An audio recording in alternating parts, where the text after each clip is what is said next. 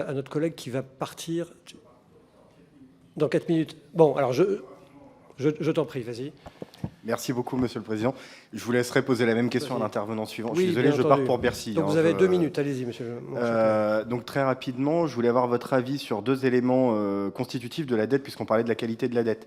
On a aujourd'hui entre 10 et 12% de notre dette qui est constituée d'OATI, donc de titres indexés sur l'inflation. Ces titres ont généré entre 2021 et 2023 une hausse de 414% de la charge de la dette, qui va devenir d'ailleurs cette charge de la dette premier poste de dépense dans les années à venir de l'État.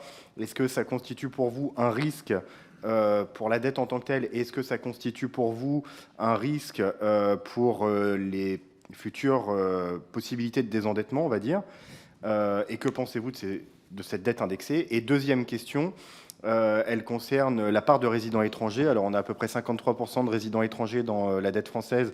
Si on neutralise l'effet Banque de France, on passe même à 72% de résidents étrangers.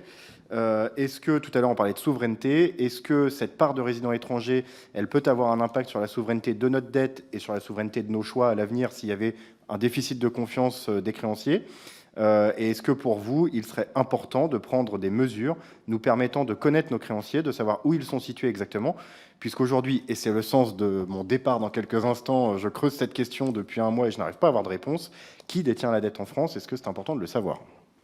Merci. Merci. Monsieur Ecal, allez-y, vous avez 2 minutes. Alors, les OAT indexés, il est vrai qu'en 2022, cette indexation a accru la charge d'intérêt de la dette, je crois que c'est d'une quinzaine de milliards d'euros. Donc c'est beaucoup. Il faut avoir en tête que ça ne va pas se reproduire. En fait, c'est parce que le taux d'inflation était très élevé en 2022 et que à partir du moment où le taux d'inflation baisse, ce qui a déjà été le cas en 2023, cette charge d'indexation diminue.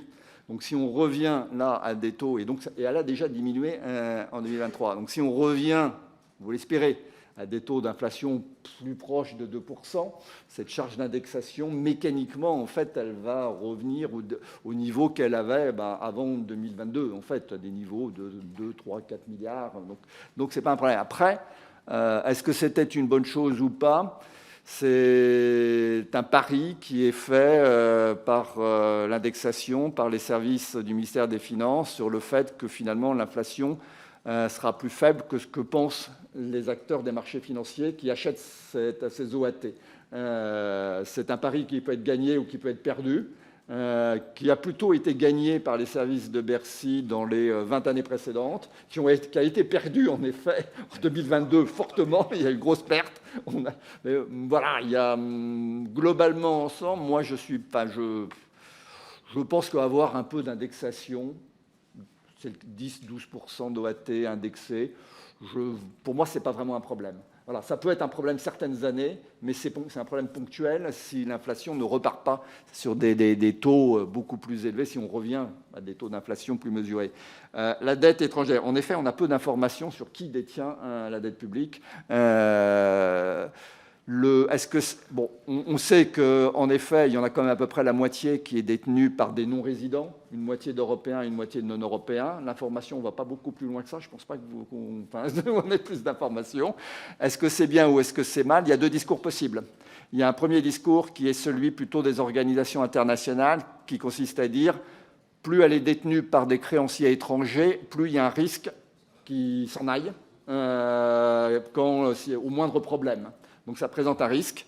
Vous allez auditionner le directeur de l'agence France Trésor. Je suis prêt à parier qu'il va vous expliquer que non, ce n'est pas du tout un risque. Pourquoi? Et qu'au contraire, il assume de vendre la dette française à des non-résidents et il fait le tour du monde en permanence pour la vendre parce que finalement, c'est la reconnaissance de la qualité de la signature française. Bien, c'est une manière de voir les choses. Merci beaucoup. Jean-René?